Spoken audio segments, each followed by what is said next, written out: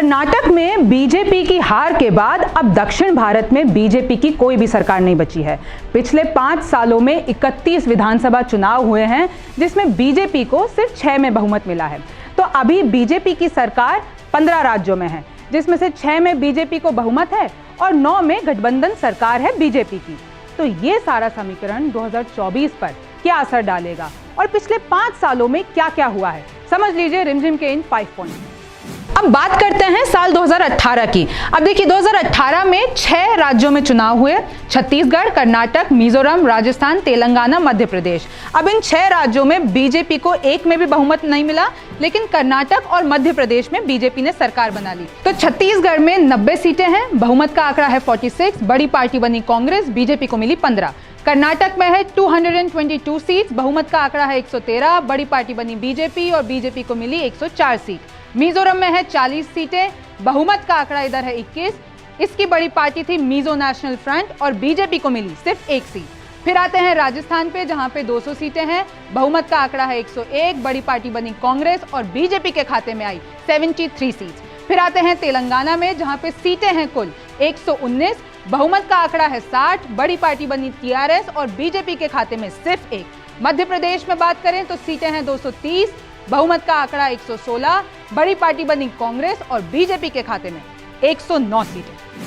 कर्नाटक में बीजेपी सबसे बड़ी पार्टी बनी और येदियुरप्पा ने सीएम पद की शपथ ले ली, पर सदन में बहुमत साबित न करने की वजह से येदियुरप्पा को इस्तीफा देना पड़ा। अब इसके बाद कांग्रेस और जेडीएस ने अलायंस कर लिया और कुमारस्वामी बन गए सीएम। पर एक बार फिर बगावत हुई, बीजेपी ने सेंधमारी की और जेडीएस के 16 विधायक बीजेपी में शामिल हो गए। गठबंधन सरकार गिर गई और बीजेपी ने सरकार बना ली। येदियुरप्पा एक बार फिर से सीएम बन गए। बात करें मध्य प्रदेश की, तो मध्य प्रदेश में कांग्रेस ने 114 सीटें जीती, बहुमत का आंकड़ा था 116। तो एसपी के 1 नेता, बीएसपी के 2 नेता और 4 निर्दलीय नेताओं ने गठबंधन किया। कांग्रेस के कमलनाथ ने 17 दिसंबर 2018 को सीएम पद की शपथ ले ली। एक बार फिर बीजेपी ने यहाँ भी सेंधमारी की, 22 एमएलए कांग्रेस से बीजेपी में शामिल हो गए और फिर बीजेपी ने अपनी सरकार बना ली। शिवराज सिंह चौहान बने एक बार फिर से सीएम।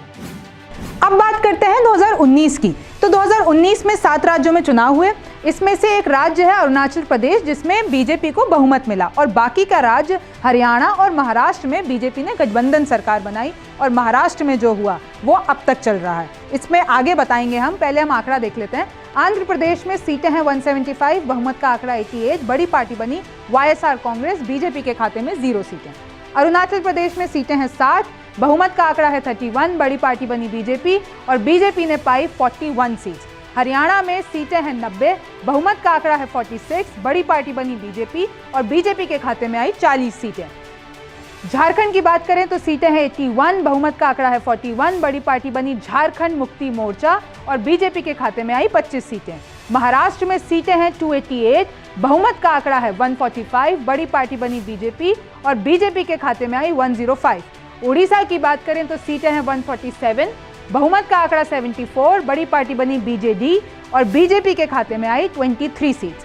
सिक्किम में सीटें हैं 32, बहुमत का आंकड़ा है 17 और बड़ी पार्टी बनी एसकेएम और बीजेपी के खाते में 0 सीट। अरुणाचल में बीजेपी को बहुमत मिली, हरियाणा में बीजेपी ने जेजेपी और निर्दलियों के साथ गठबंधन किया और सरकार में आए। अब महाराष्ट्र में हुआ एक्शन पैक्ड बवाल, जो आज तक नहीं सुलझ पाया है। महाराष्ट्र में बीजेपी और शिवसेना का गठबंधन था और ये 2019 में बहुमत में आ गए, लेकिन सरकार और सीएम में चुनाव को लेकर दोनों पार्टियों ने गठबंधन तोड़ लिया। फिर एक दिन रातों रात एनसीपी के अजीत पवार कुछ एमएलए के साथ बीजेपी में जा मिले। फडणवीस ने ले ली सीएम पद की शपथ और पवार ने ले ली डिप्टी सीएम की शपथ। पर कुछ ही दिनों में दोनों को रिजाइन करना पड़ा, क्योंकि फ्लोर टेस्ट पर बहुमत साबित नहीं कर पाए लोग। फिर से सरकार गिर गई। इसके बाद शिवसेना, कांग्रेस और एनसीपी ने गठबंधन बना लिया महाविकास अघाड़ी।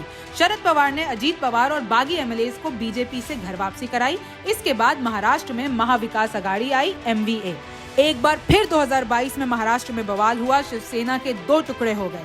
शिंदे और कुछ एमएलए बागी हो गए, उद्धव को छोड़ दिया, दावा किया कि असली शिवसेना वो हैं और बीजेपी के साथ मिलकर सरकार बनाना चाहते हैं। फ्लोर टेस्ट बुलाया गया, उद्धव ने फ्लोर टेस्ट से पहले ही इस्तीफा दे दिया। एमवीए सरकार टूट गई, बीजेपी की सेंधमारी सक्सेसफुल हुई, शिंदे बने सीएम और फडणवीस बने डिप्टी सीएम। आपको बता दें कि असली शिवसेना किसकी है और क्या स्पीकर को बागियों को डिस्क्वालिफिकेशन नोटिस भेजने का हक था या नहीं, इस पर बहस अब तक सुप्रीम कोर्ट में चल रही है। अब साल 2020 की बात करें तो यहाँ 2 राज्यों में चुनाव हुए, दिल्ली और बिहार। दिल्ली में सीटें थी 70, बहुमत का आंकड़ा है 36, बड़ी पार्टी बनी आम आदमी पार्टी और बीजेपी को मिली 8। फिर बिहार में सीटें हैं 243, बहुमत का आंकड़ा है 122, बड़ी पार्टी बनी आरजेडी और बीजेपी के खाते में आई 74। यहाँ पर बिहार में बीजेपी और जेडीयू ने गठबंधन सरकार बनाई। बिहार में बीजेपी और जेडीयू का गठबंधन था तो 2020 में ये बहुमत में आ गए और जेडीयू के नीतीश कुमार ने सीएम पद की शपथ ले ली। सब बढ़िया चल रहा था, लेकिन बीजेपी और जेडीयू की गठबंधन सरकार में एक बार फिर से टकराव हो गया और दोनों अलग हो गए। ये बात है अगस्त 2022 की। नीतीश मिल गए आरजेडी की महागठबंधन सरकार में, मिला लिए लालू और तेजस्वी से, एक बार फिर से हाथ और सीएम बने रहे।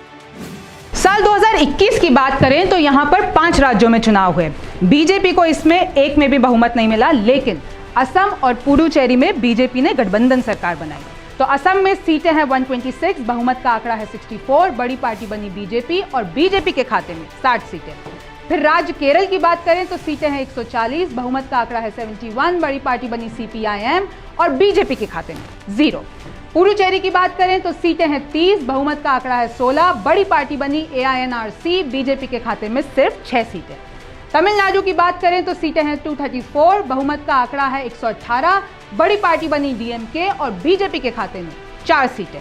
पश्चिम बंगाल में सीटें हैं 294, बहुमत का आंकड़ा है 148, बड़ी पार्टी बनी टीएमसी और बीजेपी के खाते में आई 77 सीट्स। असम में बीजेपी का गठबंधन असोम गाना परिषद और यूनाइटेड पीपल्स पार्टी लिबरल से है। एनडीए गठबंधन यहां जीत गया, पर दुविधा आई सीएम पर फैसला करने में।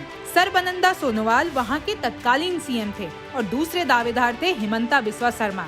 कई दिनों तक इस मसले पर मंथन चला और आखिरकार सोनोवाल ने खुद बिस्वा शर्मा का नाम सीएम के लिए अनाउंस किया। आपको बता दें कि हिमंता बिस्वा शर्मा 2015 में कांग्रेस छोड़कर बीजेपी में आए थे। बात करते हैं पुडुचेरी की, तो पुडुचेरी में बीजेपी का गठबंधन ऑल इंडिया एनआर कांग्रेस और एआईएडीएमके के साथ है और ये लोग सत्ता में आए। यहाँ रिजल्ट आया 2 मई को, लेकिन सरकार बनी 8 जून को, क्योंकि ऑल इंडिया एनआर कांग्रेस और बीजेपी के बीच सीटों को लेकर टकराव हो गया था, जो अंत तक सुलझ गया। अब बात करते हैं साल 2022 की, जिसमें 7 राज्यों में चुनाव हुए। बीजेपी को बहुमत 4 राज्यों में मिला और गोवा में बीजेपी ने गठबंधन सरकार बनाई। तो गोवा में सीटें हैं 40, बहुमत का आंकड़ा है 21, बड़ी पार्टी बनी बीजेपी और बीजेपी के खाते में आई 20 सीटें। गुजरात में सीटें हैं 182, बहुमत का आंकड़ा है 92, बड़ी पार्टी बनी बीजेपी और बीजेपी को मिली 156 सीट्स। हिमाचल में सीटें हैं 68, बहुमत है 35, बड़ी पार्टी बनी कांग्रेस और बीजेपी के खाते में 25 सीटें आई। मणिपुर में सीटें 60, बहुमत 31, बड़ी पार्टी बनी बीजेपी के खाते में 32। पंजाब में सीटें हैं 117, बहुमत का आंकड़ा है 59, बड़ी पार्टी बनी आम आदमी पार्टी और बीजेपी के खाते में 2 सीटें। यूपी में 403 सीटें हैं, 202 बहुमत का आंकड़ा, बड़ी पार्टी बनी बीजेपी और बीजेपी के खाते में 255 सीटें। फिर उत्तराखंड की बात करें तो सीटें हैं 70, बहुमत का आंकड़ा है 36, बड़ी पार्टी बनी बीजेपी और बीजेपी के खाते में 47 सीट्स।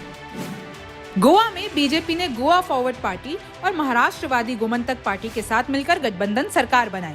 मनोहर पर्रिकर बने सीएम। पर्रिकर का 2019 में निधन हो गया और प्रमोद सावंत बने गोवा के नए सीएम। अब 4 राज्य गुजरात, मणिपुर, उत्तर प्रदेश और उत्तराखंड में बीजेपी को बहुमत मिला। अब बात करते हैं 2023 की, तो अब तक 4 चुनाव हो चुके हैं और उनके नतीजे आ चुके हैं। त्रिपुरा, नागालैंड, मेघालय, कर्नाटक। अच्छा, त्रिपुरा में बीजेपी बड़ी पार्टी बनी, बहुमत मिला और सरकार बना ली। नागालैंड में सीटें हैं 60, बहुमत है 31, बड़ी पार्टी बनी एनडीपीपी और बीजेपी के खाते में 12 आई, लेकिन नागालैंड में इधर गठबंधन सरकार बना ली बीजेपी ने। मेघालय में सीटें हैं 60, बहुमत है 31, बड़ी पार्टी बनी एनपीपी और बीजेपी को मात्र 2 सीटें, लेकिन क्योंकि यहाँ पर गठबंधन सरकार बना ली तो बीजेपी यहाँ पर सत्ता में है। कर्नाटक में है सीटें 224, बहुमत का आंकड़ा है 113, बड़ी पार्टी बनी कांग्रेस और बीजेपी के खाते में आई 66 सीट्स। 2023 की बात करें तो नागालैंड में बीजेपी का नेशनलिस्ट डेमोक्रेटिक प्रोग्रेसिव पार्टी के साथ गठबंधन है। सत्ता में आने के बाद नेफ्यू रियो बन गए सीएम। मेघालय में एनपीपी सबसे बड़ी पार्टी बनी।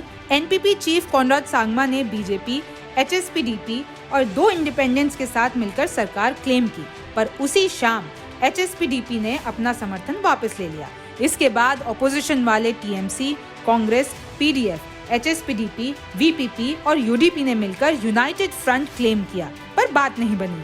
At last UDP, PDF, HSPDP ने NPP और BJP और इंडिपेंडेंट गठबंधन का साथ दिया और MDA सरकार सत्ता में आई।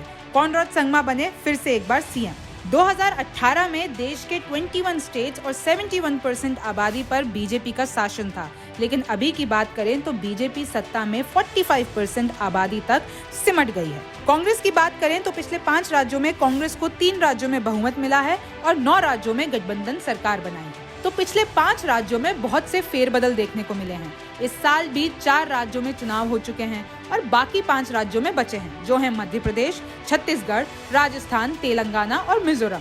मध्य प्रदेश, छत्तीसगढ़ और राजस्थान में कांग्रेस बीजेपी को कड़ी टक्कर दे सकती है और तेलंगाना में एक क्षेत्रीय दल का प्रभाव बहुत ज्यादा है। ऐसे में बीजेपी कैसे अपनी राज्य सरकारों का काउंट बढ़ाएगी? कर्नाटक की बड़ी जीत के बाद कांग्रेस में उत्साह और होप बढ़ गया है, पर पिछले 2 बार के लोकसभा चुनाव बताते हैं कि बीजेपी का राज्यों में प्रदर्शन कैसा भी हो, लेकिन लोकसभा में मोदी लहर बीजेपी को पार करा देती है।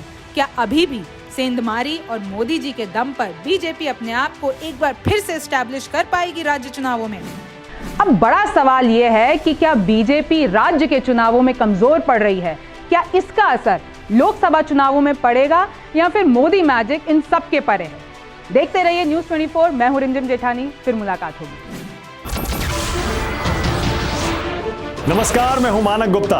अगर आपको हमारा ये वीडियो पसंद आया हो तो इसे लाइक और शेयर जरूर करें और हाँ, हमें सब्सक्राइब और फॉलो करना ना भूलें ताकि आप देश और दुनिया की कोई खबर मिस ना करें। तो जुड़े रहिए हमारे साथ और देखते रहिए न्यूज़ 24।